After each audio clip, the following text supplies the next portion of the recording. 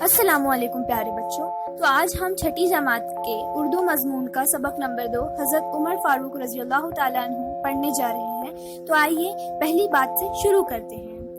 पांचवी जमात में आप मुसलमानों के पहले खलीफा हजरत अबू बकर सिद्दीक रजी अल्लाह ताला अन्हु की जिंदगी के कुछ हालात से वाकिफ हो चुके हैं। आप लफ्ज खलीफा के मानी भी जानते हैं। इस्लाम के इब्तिदाई जमाने में जब मुसलमानों की तादाद बढ़ रही थी और इस्लाम मुल्क अरब से निकलकर ईरान, मिस्र और स्पेन जैसे दूर दराज मुल्कों में फैल चुका था, ऐसे हालात में इस्लामी हुकूमत को मुसलमानों के कब्जे वाले तमाम इलाकों में संभाले रखना बहुत जरूरी था। हुकूमत का ये निजाम हजरत मोहम्मद सल्लल्लाहु अलैहि वसल्लम के बाद हजरत अबू बकर से कायम हुआ। इस्लामी हुकूमत के इस निजाम को खिलाफत कहते हैं। हजरत अबू बकर ने सिर्फ 2.5 साल खिलाफत की। इनके बाद हजरत उमर को खलीफा बनाया गया। यहाँ इनके इखलाक और आदात और जिंदगी के कुछ वाकयात बताए जा रहे हैं। तो आइए बच्चों, हम हजरत उमर फारूक रजी अल्लाह ताला अन्हु की जिंदगी के बारे में मालूमात हासिल करते हैं। इससे पहले बच्चों, इस सबक के मुसन्निफ है डॉक्टर मोहम्मद शरफुद्दीन साहिल। हम इनके बारे में थोड़ी सी मालूमात हासिल करते हैं। इस सबक के मुसन्निफ डॉक्टर मोहम्मद शरफुद्दीन साहिल 2 अगस्त 1949 को नागपुर में पैदा हुए। उर्दू, फारसी और अरबी में उन्होंने MA करने के बाद 2 मरतबा PhD की डिग्रियां हासिल की। मुख्तलिफ तालीमी अदारों में उन्होंने तदरीस की। तहकीक, तनकीद, शायरी जैसी इसनाफ और ज़बान व अदब की तारीख में भी उन्होंने बहुत काम किया। इन मौज़ूआत पर इनकी मुतअद्दिद तसानीफ शाये हो चुकी हैं, जिन्हें कई एजाज़ात भी मिले हैं। ताज़गी बच्चों के लिए लिखी गई इनकी नज़्मों का मजमुआ है। बच्चों, सबक शुरू करते हैं। हजरत उमर फारूक रजी अल्लाह ताला अन्हु मुसलमानों के दूसरे खलीफा थे। बच्चों, मुसलमानों के 4 बड़े खलीफा के नाम हम जानते हैं: हजरत अबू बकर, हजरत उमर फारूक, हजरत उस्मान गनी और हजरत अली रजी अल्लाह ताला अन्हु। तो बच्चों, हमने हजरत अबू बकर सिद्दीक रजी अल्लाह ताला अन्हु के बारे में 5वीं जमात में मालूमात हासिल की।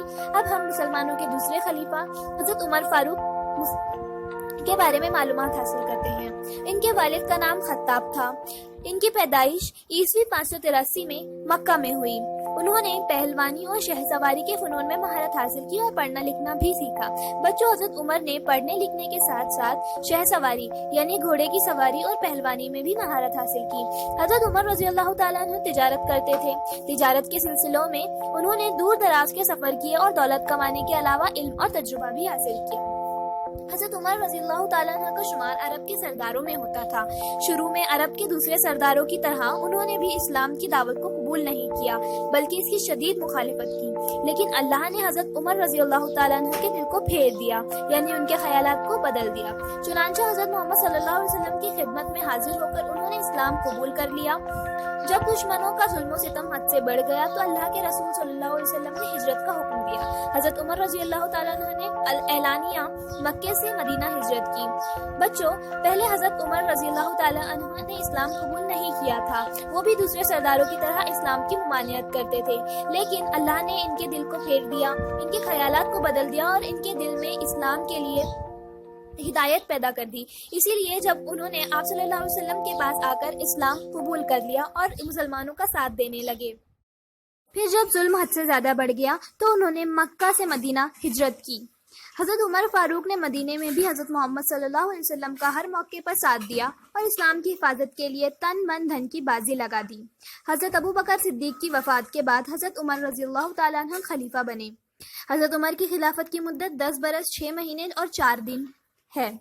जैसे हम पहले पढ़ चुके हैं, हजरत अबू बकर सिद्दीक की खिलाफत की मुद्दत सिर्फ 2.5 साल थी। उसी तरह हजरत उमर ने 10 बरस 6 महीने और 4 दिन खिलाफत की।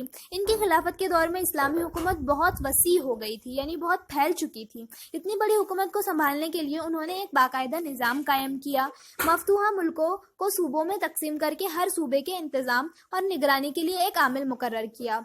मतलब जितने भी मुल्कों पर उन्होंने फतह हासिल की थी, उनको छोटे छोटे हिस्सों में बांटकर हर हिस्से के इंतजाम और निगरानी के लिए एक आमिल मुकर्रर किया।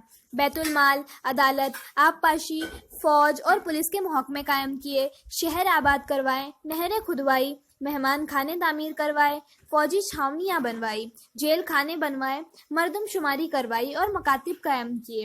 हजरत उमर की हिदायत पर सलाह व मशवरे के बाद हिजरत के वाक़ये को बुनियाद बनाकर हिजरी कैलेंडर की इब्तिदा की गई।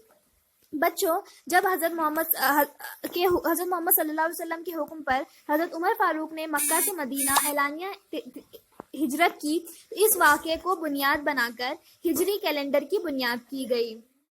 بچوں، اب ہم ان پیراگراف میں آئے ہوئے مشکل الفاظ اور اس کے معنی دیکھتے ہیں۔ شہ سواری، گھوڑے کی سواری، دل کو پھیر دینا، خیالات کو بدل دینا۔ علانیہ یعنی اعلان کرتے ہوئے، ظاہر کرتے ہوئے۔ مفتوحہ مطلب فتح کیا ہوا۔ مردم شماری کا مطلب ہوتا ہے کسی علاقے میں رہنے والے افراد کی گنتی کرنا۔ بچوں، مکاتب کا مطلب ہوتا ہے مدرسے۔ مکتب کی جمع ہے مکاتب، اور مکتب کا مطلب مدرسہ۔ شکریہ۔